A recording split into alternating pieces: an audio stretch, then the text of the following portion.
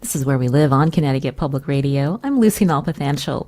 Remember that sitcom, That 70s Show? On one of the episodes, it captured the awkwardness surrounding menopause. Here's the lovable Foreman family. Mom, I'm really sorry. I know you wanted a baby, but I'm not really sure what to say, mainly because I'm not really sure what menopause is. Are you gonna, like, lose your hair? Shut up. She's not losing anything. This just means that from time to time, a woman's body... Kitty, explain it to the boy. Hey, Mom, maybe you should talk to Grandma about this. Oh, that's an idea. I mean, we're just ignoramuses. Okay, let's go. Is it like a lady parts thing? We'll look it up in the World Book. Joking aside, what is going on with a woman's body during menopause? Today, Where We Live, we'll have a frank conversation about it, and we'll take your calls too. Women and men, what are your questions about menopause? My guest today is a best-selling author of the Vagina Bible. Dr. Jen Gunter is an OBGYN, and her latest book, another bestseller, is the Menopause Manifesto. She's joining us on Zoom today. Dr. Jen Gunter, welcome to our show. Thank you so much for having me. Now, I just want to let our listeners know that while Dr. Gunter will be here for the full hour, she's not here to offer individual medical advice. We're here to learn from her. And if you have individual questions, we just want to urge you to talk to your doctor about your own health.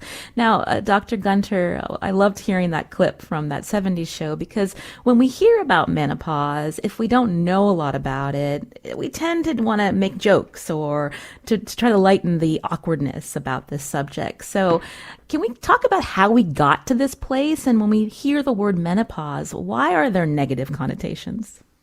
Well, I think it really boils down to the fact that, women in our society have unfortunately and sadly been valued for a very narrow time in their lives, their sort of early reproductive phases. And, anything that also happens, to the female body is quote, quote, mysterious. Of course, it's not. But if you want to oppress the population, telling them that their actual biology is shameful is a really good start. And so you have sort of the shame that society imparts on a woman's body. You have, the value that's placed on youth, very specifically for women. And you see absolute erasure of women as they age from our culture. If you just go to the movies, it's very common to see a 55-year-old protagonist partnered with a 25-year-old, and the 35-year-old's too old to play his partner. So, you have all of these forces. And so it just becomes this thing no one talks about because, who wants to talk about your ticket to pre-death? Now, when we read your book, the Menopause Manifesto, you break it down really well. We start with the basics, and then we learn a lot about what's happening with our bodies. So let's talk about Menopause 101. I wanted to just read your intro, which I love, just a part. You wrote, quote, "If menopause were on Yelp, it would have 1 star. This establishment has temperature control issues, drenching heat followed by terrible chills, defies the laws of thermodynamics, would not recommend." And so I love that introduction. When we think about menopause, what is it exactly? Well, so menopause is basically puberty in reverse, so it is the winding down of ovarian function, meaning ovulation. And it's a planned event, for decades, probably a lot longer, there has been this mistaken assumption that we women are only experiencing menopause now because of the longevity that we have due to modern medicine, but that's simply not true. We know that menopause has existed long before our society was here, and long before many societies were here. So it is the end of ovarian function, and simply that's it. It's not because of our patriarchal society, ovaries have been compared to testicles. And as, men can continue to make sperm through their whole lives, the sort of ending of ovulation has sort of been viewed as a flaw, but that has actually been the plan all along. The ovaries were never meant to ovulate till women are 90. They were meant to sort of stop functioning around the age of 50. And so it's really just that planned end of ovarian function, and there can be health consequences associated with it, just as with many biological functions. But comparing the ovaries to the testicles is like comparing the heart to the liver. They're different organs, and so it's not a valid comparison. When we actually hear the word menopause, talk about where that comes from. When we think about, patriarchy, when we hear the word men in the word menopause, but it actually has roots in, what is it, Greek and Latin? In Greek, actually, yeah. So it's a term that came around in the early 1800s, named by a French physician, Dr. Charles Desjardins. And before that, the common terms were climacteric or the cessation. Those were two of the common ones being used. And we don't really understand why he felt there needed to be a new term, but seems he had a book coming out. So that seems to be, the more things change, the more they stay the same, right? And so he named it after two Greek words, the Greek word menes, which is a month or monthlies, which was a common term for menstruation at the time, and pausi, which is Greek for cessation or ending. And so it's, menstrual ending really, but pausi sounds like palsy, and that became pause. And obviously, in English, pause means something different, but it really was palsy, which is cessation, so menstrual cessation. I thought what was striking reading your book, again, the Menopause Manifesto, that most women will spend a third or even half of their lives postmenopausal, but yet there's not a lot of understanding about what's going on with women's bodies. Yeah, and that really gets back again to sort of the systemic neglect of what happens to women's bodies, right? So, the standard in medicine is, a male body, right? And so when we study heart disease, what we're really studying is heart disease in men, right? When we study diabetes, we're really studying diabetes in men. And it's only been, relatively recently that, there's been this, hey now, maybe things are actually different. And if we don't study that, we won't know. And so, yeah, there just hadn't been much discussion or much research until, relatively recently, the last sort of 20 or 30 years. And really in the last 10 years, I would say there's been an explosion of good quality, research. But, it's something that we've been behind the eight ball for a little while. You're hearing Dr. Jen Gunter here on Where We Live. She's an OBGYN, a women's health advocate, and she also has a podcast, Body Stuff, with Dr. Jen Gunter.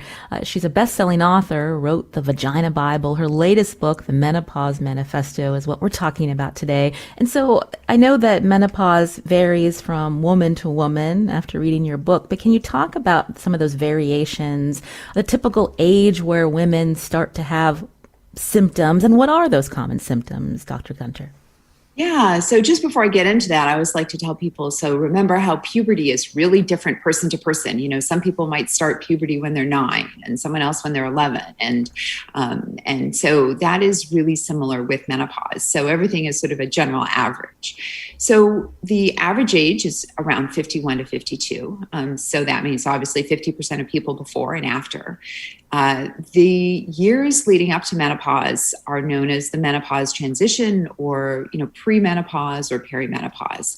And this is the time that most closely mirrors the reverse of pregnancy, the reverse of puberty. This is when ovarian function is starting to wind down and ovulation becomes erratic and hormone levels can be higher some months and can be lower some months. And these fluctuations in hormones produce abnormal bleeding patterns most commonly. So leading up to menopause, that would be probably the most common symptom that people experience, but there can be various permutations and combinations of heavy bleeding, irregular bleeding, breakthrough bleeding, skipped periods, that type of thing. Other symptoms that can develop are hot flushes, vaginal dryness, mild depression can be triggered in the early menopause transition. Even joint pain is described. So really wide range of symptoms. And then the other sort of two or three sort of conditions that tend to increase around sort of the menopause transition, or that sort of sets the wheels in motion, are an increasing risk of heart disease, osteoporosis, and dementia.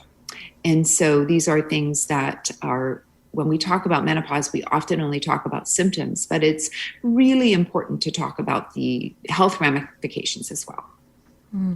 When you outline the symptoms, some of the medical conditions that can overlap with menopause, this is something that, naturally it doesn't sound like something we want to really go through. So can you talk about, how you talk with your patients, or just because you're a health advocate, ways to what we should be approaching this as a woman as we age?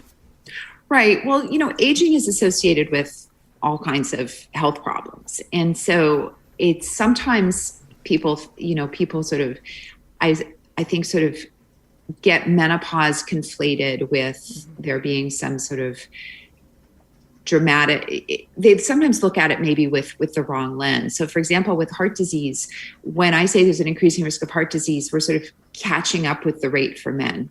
Right. So it's always important to kind of have that perspective, so what I say to people is this is a normal biological process. And like with every sort of normal biological process, like puberty, like menstruation, like pregnancy, there are people who are not bothered at all and have experiences that are totally fine, and they follow the recommended health guidelines to help keep themselves in the best of care. And then there are people who have more problems. So people with heavy menstrual periods or menstrual cramps or terrible nausea in pregnancy. And so just like those differences that can happen in normal physiologic times, those are the same things that can happen in menopause.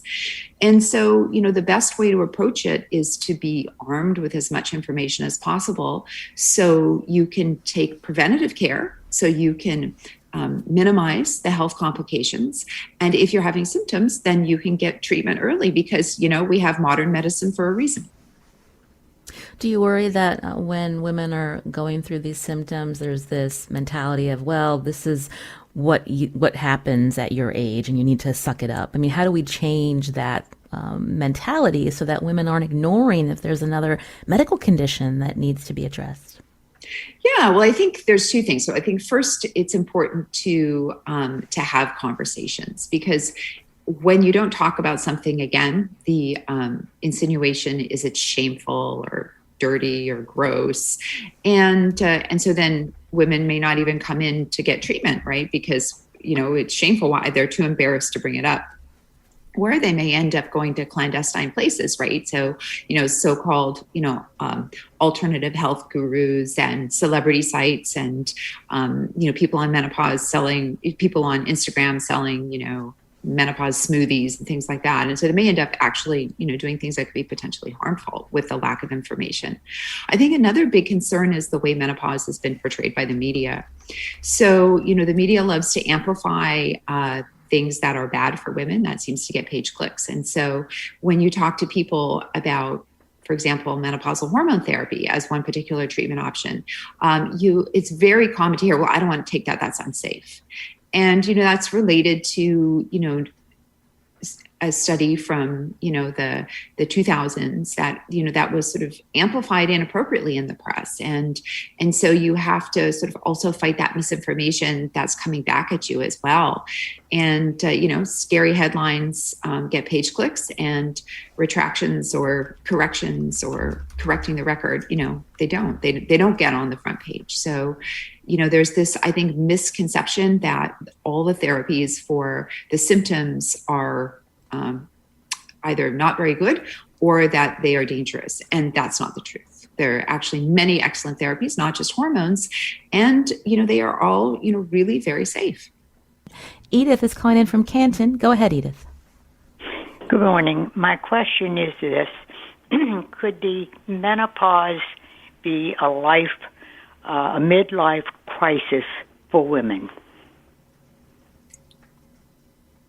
Well, that's a great question. I think it really depends on your own personal definition of what a midlife crisis is. Certainly, it's a physiologic change. And I think it's also important to point out that we evolved to have menopause, right? So this isn't something that's sort of an accidental sign of kludgy female physiology, that we were assembled incorrectly compared to men.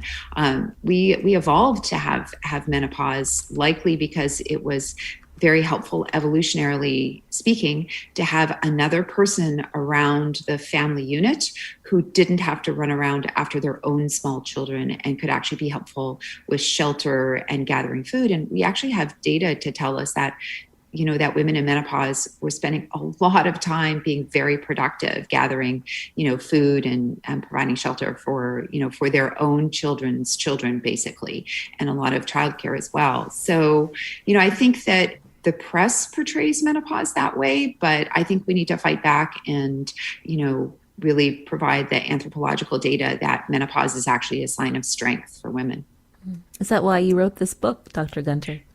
Yeah, I mean, the narratives that I faced, when I was going through my menopause transition and menopause were all about, this is when I was single and I was, dating, and, you're like, oh, you're undesirable, you're not on the market, and I was like, wait a minute, I don't accept sort of a narrative written by someone who doesn't look like me.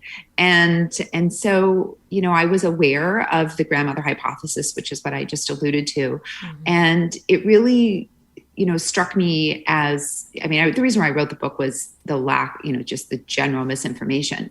But I really wanted to focus on this important evolutionary aspect of menopause because it really flips the script. The story that we've been told is that women are old and frail and they get useless when they can't menstruate anymore. And that is a huge lie. And the truth is that we evolved to live beyond our ovarian function because we were useful to society, because we contributed, because we added value, and that we were valuable for decades after our final menstrual period. And so I want to reclaim agency and worth for women at every age. You wrote that right now about 64 million women in the U.S. are in menopause and in the transition. And so just to underscore that it's a transition, how does a woman know she's sliding into menopause versus something else? Right. So it's one of these things that you're not going to know you're there until you're there. It's a retrospective diagnosis. So the true diagnosis of menopause is when you're 1 year after your final menstrual period. But so you don't know it's been a year until, it's been a year. So I like to call that the great menstrual wait. You won't realize you're in the menopause transition until you're kind of well into it, until your periods are super irregular, until maybe you've been feeling some joint pain or hot flushes. But you also have to remember, 25% of women don't have any hot flushes at all. So some people just they have a few irregular periods and then they're done. So there's a huge variation. And this adds, I think a lot of people are frustrated because they're like, well, medicine should be able to tell me if I'm in my menopause transition. But again, as I mentioned earlier, we accept that puberty doesn't really have a hard start and that, you're in it when you're like, whoa, okay, wait a minute. look how short my pants are all of a sudden. And, you start to notice that you have pubic hair, and, you don't really start to notice you're in puberty till it's super obvious. And that's really the same thing with the menopause transition. And also, you don't really realize puberty's ended until you can look back and say, well, yeah, I haven't grown for a while, and things seem pretty stable with my body, and I meet all these these criteria that say puberty has ended. So I guess I stopped growing. It must have ended, and that's really the same for menopause. And so I think it's just really important to sort of mirror it to another biological function that we talk about a lot on puberty, until we've talked about menopause enough that we don't have to actually use puberty as a comparison. A couple of times you've said hot flushes. I know a lot of people hear hot flashes. And so I'm wondering if you can talk about why you choose to describe it this way. Well, it's probably two reasons. So one, that's the term they use in the UK, and that's where my family's from. So, just like I say process, and people in the States say process. I think that's part of it. But also, a flash to me is an instantaneous event, right? Like a lightning strike. And a hot flush lasts several minutes. And your cheeks literally often get red, just like you're flushing. So I think it's a better description. I personally like the description that dates back to at least the 1700s, but perhaps earlier, called hot blooms, because it really does feel like the heat is rising up from your body out your head. It feels like a mushroom cloud of heat coming out the top. And that was a term that, women came up with. And it's really interesting.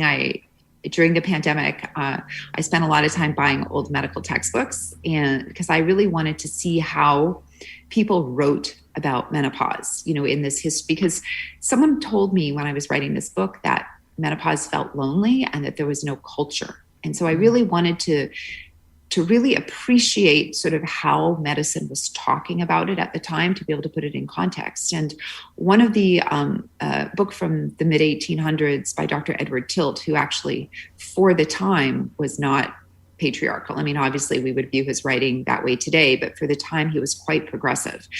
He actually states that, while medicine calls out hot flushes, the term hot blooms is a more faithful representation of what happens. And so I'm all for reclaiming the term hot blooms. Well, thank you for clarifying that. Speaking of history, Anita's calling in from Middletown. Anita, what's your question for Dr. Gunter? Hi, can you hear me? Yes, go ahead. Okay, thanks for taking my call. 50 years ago, my mom went through menopause. She had depression, the hot flashes, and mood swings, and her doctor recommended electric shock therapy. And I remember her being in the hospital and her going through this and visiting her afterwards, and her short-term memory disappeared. I don't understand, and if you could explain it to me, what was the purpose of electric shock, and what was it supposed to do to help solve her symptoms? I don't think that I can answer that question for you at all, unfortunately. How things were diagnosed and treated, 50, 60 years ago is very different to what we do today. And we don't use much of that really in medicine. Depression is also triggered during the menopause transition, and I'm not really aware of what the full complement of treatments were for depression, back in the day. And so I don't know if that was an attempt to treat her depression or something else. I haven't come across ECT as being a standard old time therapy for anything in menopause. So I suspect it was a depression related treatment. And, there were, many awful treatments back in the day. And so I don't think I can offer much insight into that, unfortunately. My guest today is Dr. Jen Gunter. Her new book is the Menopause Manifesto, as we learn about menopause. Her book became a New York Times bestseller in the first week of publication back in May. Is it any wonder women want to understand their bodies and menopause? Historically, it's been shrouded in shame and secrecy. But if you read her book, we know menopause is not a disease. It's a normal biological process. We're going to keep talking about that after the break, and take your questions too if you'd like to share your experience with menopause, or find us on Twitter at Where We Live.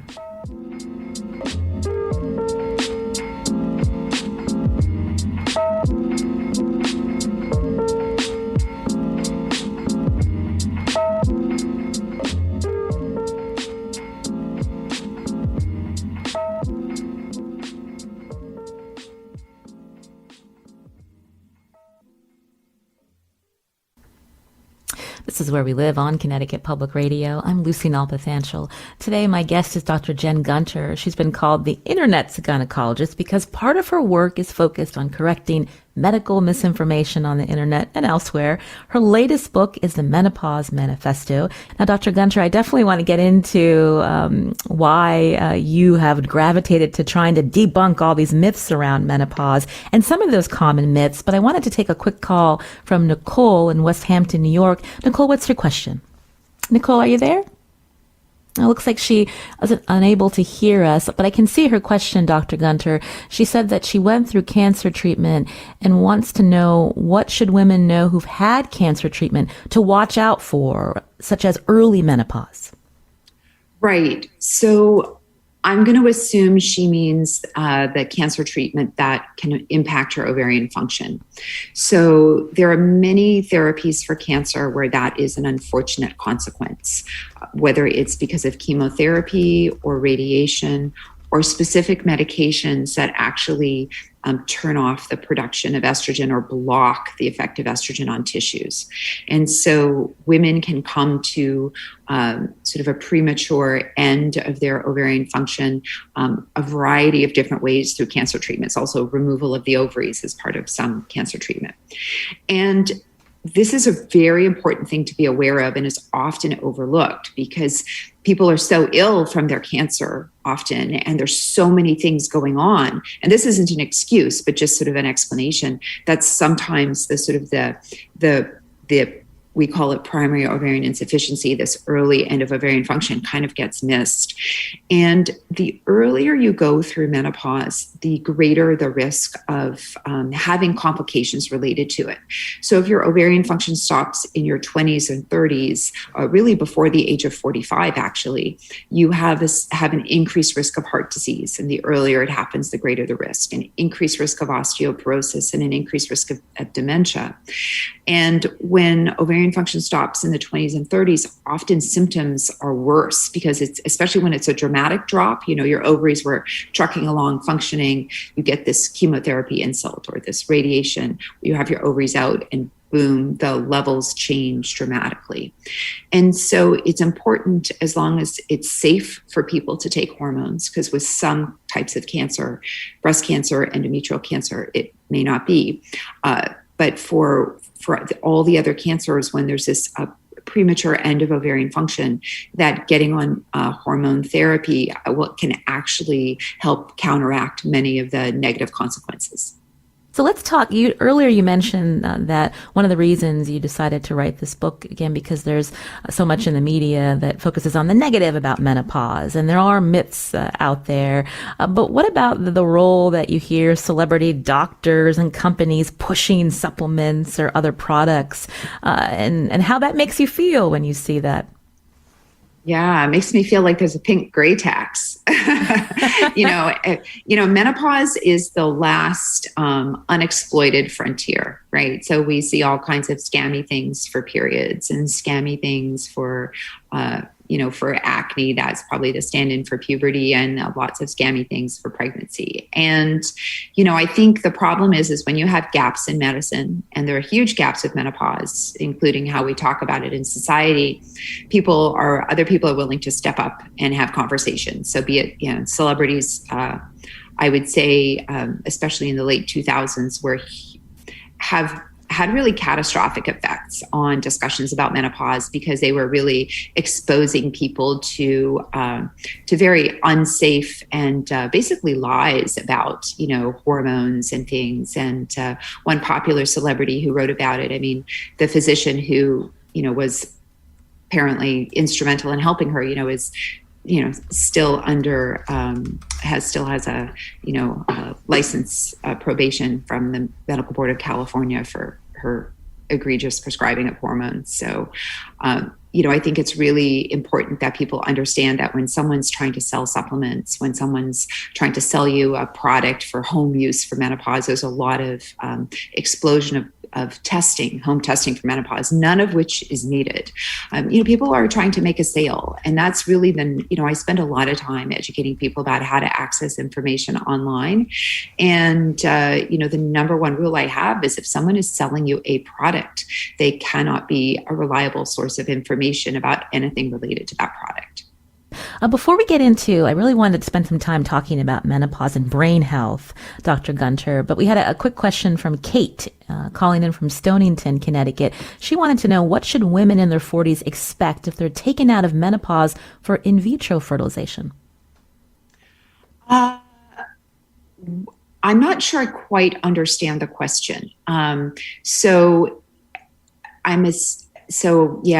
don't think that I can really explain that. I would have to know a lot more about the medical history to answer that. If somebody is truly menopausal, then they can't have infertility therapy in the traditional sense. They could have egg donation, absolutely, and then they would be put on hormones, and then go through be supported until pregnancy starts, But I since I don't manage any that kind of infertility therapy, I wouldn't be able to answer any other questions about that. I wanted to play a clip about, again, how menopause is talked about in popular culture. Here's comedian Jimmy Kimmel talking to actress Viola Davis. Can I tell you something? I know almost nothing about the female body. Ask my wife. I don't know where anything and you're goes. not the only one. Is that true? You're not the only one. When you talk about anything, especially dealing with menopause or breasts, forget it. Men just die a slow death. I know this is going to sound like a very stupid question, and it is a very stupid question, especially for a man my age. No, go ahead. Hit me with it. What is menopause?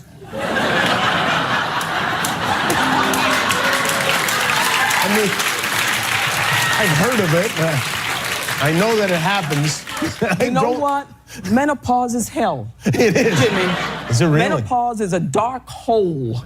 Okay, that's what menopause is. And that's where I'm at right now. Oh. So I either will love my husband today or kill him today. Oh, no. How long does it last? You know what? Somebody needs to tell me, because it's lasted now for about 6 or 7 years. But the other day, my husband said, V, can you take this bowl and put this in the sink? And then 5 minutes later, he looked at me. He said, V, are you okay? I said, yeah, I'm fine. Are you sure you're okay? Because I found that bowl in the refrigerator. Please tell me you're not going crazy. But you might be going crazy. No, I'm not going crazy. I'm not going to go down like that. So the reason we wanted to play that clip for you, Dr. Gunter, again, it shows some cluelessness again about menopause. But is Viola's story a good example of brain fog? So about 2/3 of women will experience brain fog during the menopause transition, and it can be some, episodic forgetfulness. And I think it's important to point out that this is temporary, and it is not a sign of dementia or declining brain function. We actually have some really good data. This has actually been followed and evaluated. This is a really good case of where physicians have taken the concerns of women seriously and investigated it. And we know that even during the menopause transition, when women have brain fog, they still cognitively outperform men on studies. So I'd like to just get that out there. And what we know is happening on brain scans is that some areas of the brain are shrinking. Now, people have used that in the past to say that, oh, well, see, that's a sign that menopause is bad for the brain. But we know in follow-up, when these women are then followed, that areas of the brain actually recover and other areas of the brain grow to compensate. But it's also important to know that we have always looked at menopause as a sign of loss and a sign of problems. And since we know that evolutionarily speaking, has been important, so it's not an accident.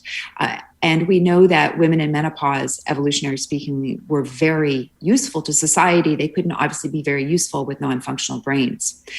And so it's a way, one of the theories from actually Dr. Lisa Mosconi, who is the person who actually has so spearheaded a lot of these brain imaging studies, is that this change in brain size in some areas getting smaller and other areas getting bigger may also be thought of as the brain pruning older connections that aren't needed. So people forget that there is a lot of neurological wiring involved in reproduction, temperature control, all kinds of things that happen in your brain to help with the process of ovulation and reproduction.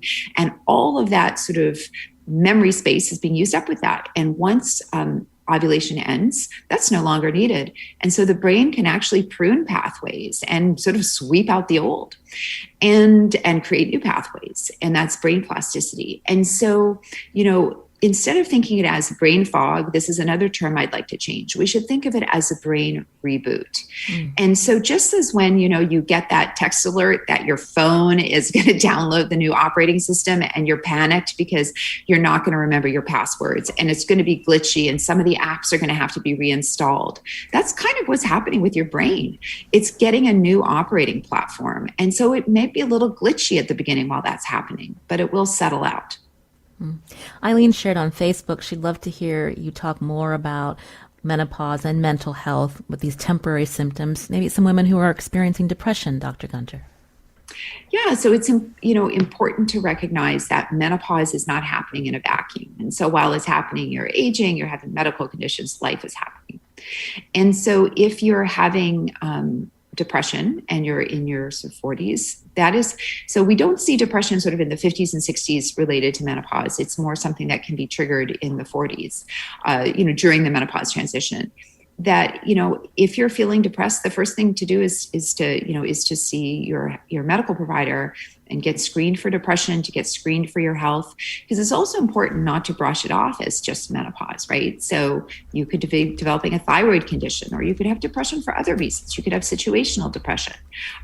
You could have sleep apnea, not be sleeping well, and that could be affecting your mental health. Or it could be your hot flushes from menopause are keeping you up at night and you're not sleeping well, and that's affecting your mental health. And once you're sleeping well, you might actually not have those issues anymore.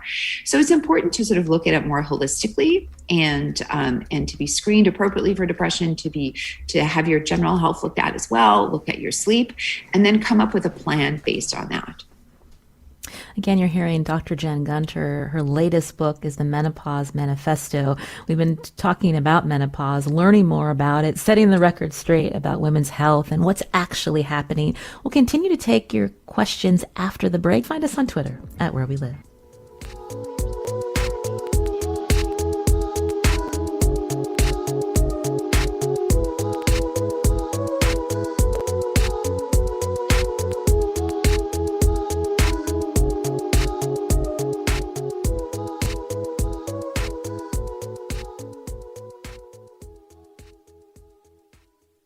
This is Where We Live on Connecticut Public Radio. I'm Lucy Nalpathanchel. I really love talking to people every day who are doing important work and who are experts in their field. But there are also people who are making an impact in their communities. It has nothing to do with their titles or expertise.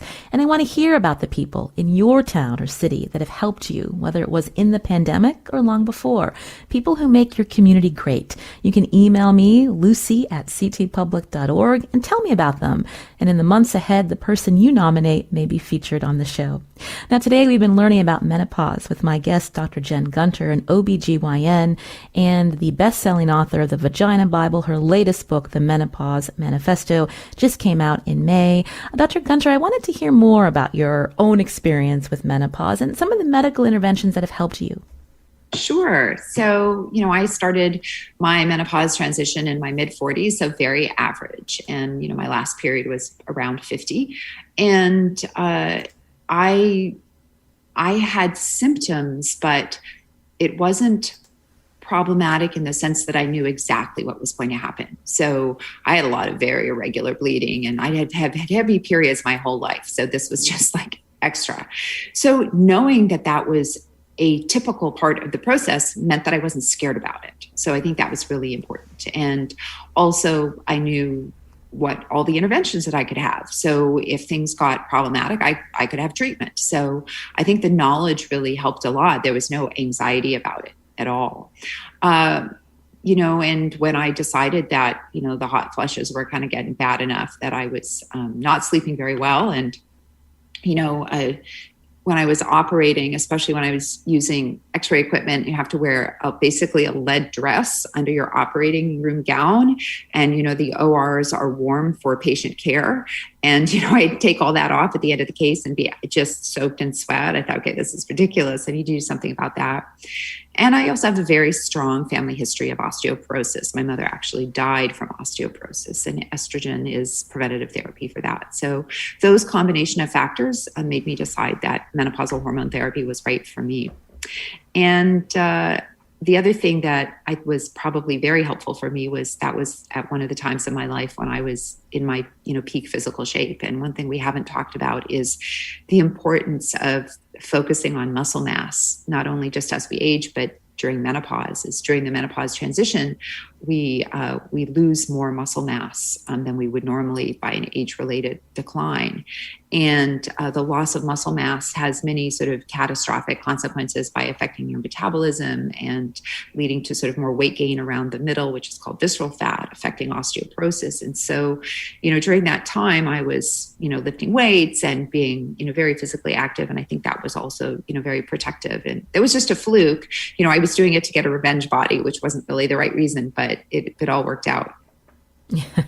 So when you talked about menopausal hormone therapy, the other side is non-hormonal therapies like exercise, like quitting smoking, eating a certain diet to help you through some of those symptoms. Yeah. So when we all talk about, what's the one thing that you can do for menopause? If you can only pick one thing, I would always pick exercise, because that's going to protect your heart, your bones, your muscles, your brain. It touches every domain, and quitting smoking as well. Diet's really important from an overall health standpoint, but it's not going to specifically help with symptoms of menopause. Certainly, you want to make sure you're getting enough calcium in your diet, because if you're not getting enough calcium, then that's going to increase your risk of osteoporosis. So that's an important thing.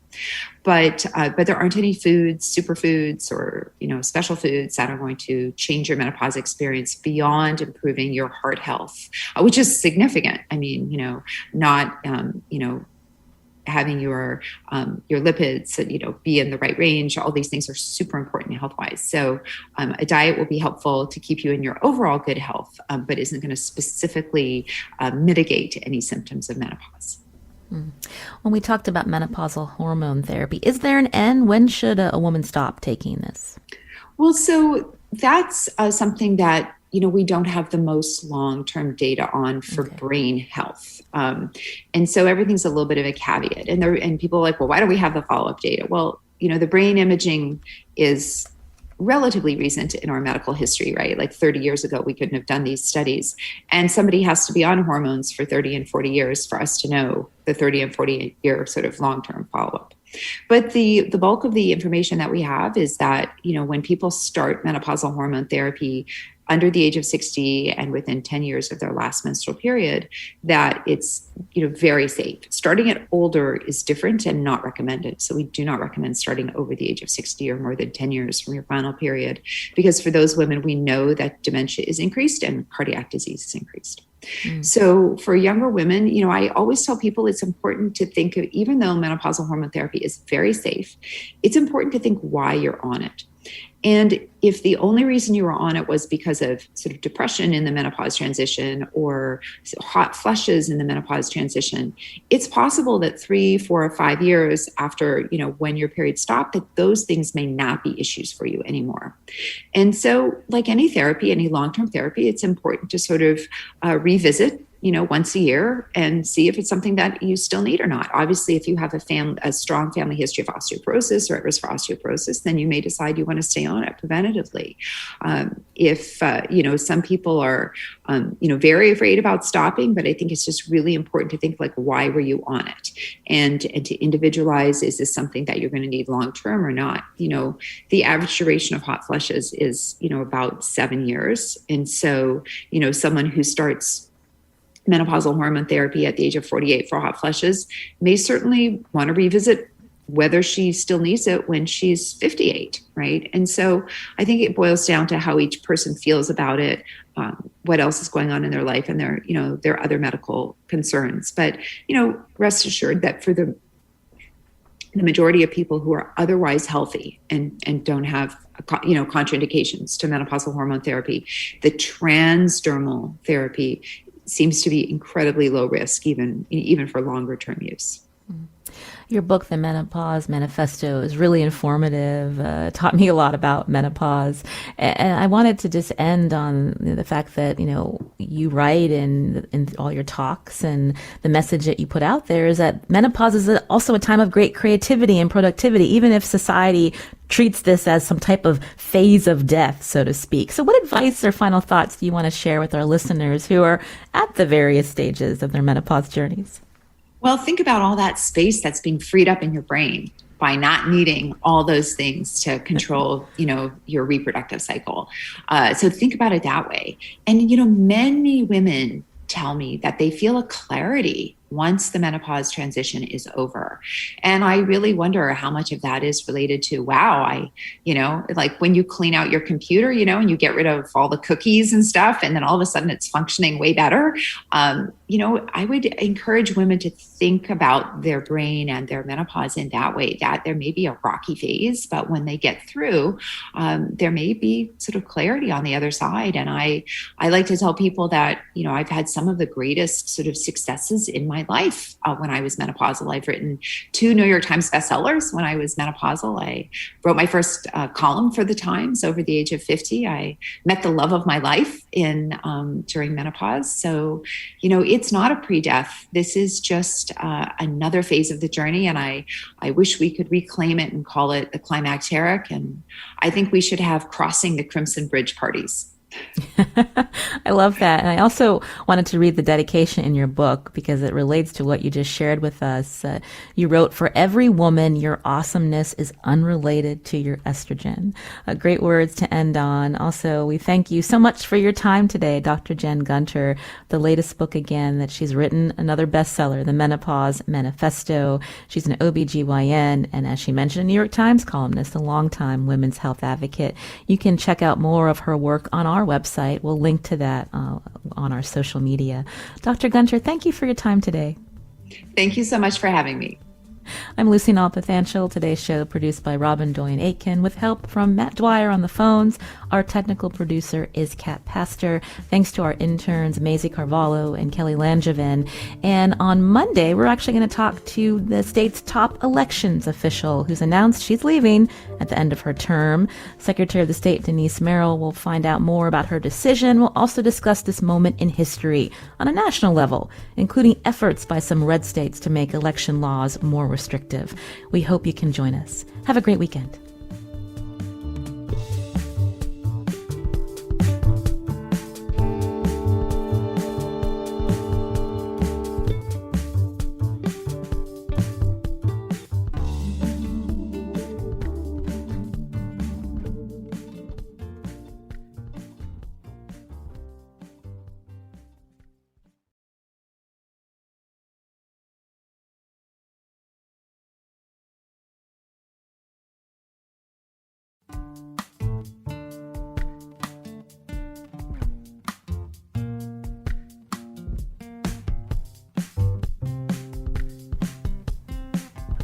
This is Where We Live on Connecticut Public Radio. I'm Lucy Nalpathanchel. What happens to women's bodies during menopause? Today, Where We Live, a frank conversation with OBGYN Jen Gunter about what your mother probably called the change. Dr. Gunter's new book is The Menopause Manifesto. Why is menopause such a mystery? As a culture, we don't talk about it. In fact, women get the message this normal biological transition is somehow shameful. Coming up, we dispel myths about menopause. What questions do you have?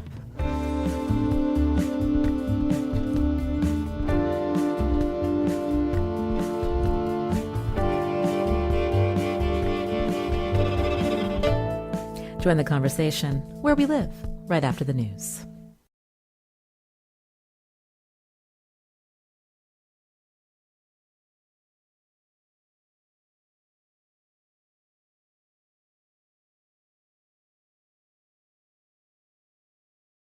If you have ovaries, you're going to experience menopause. On the next Where We Live, a frank discussion with Dr. Jen Gunter, author of the new book, The Menopause Manifesto.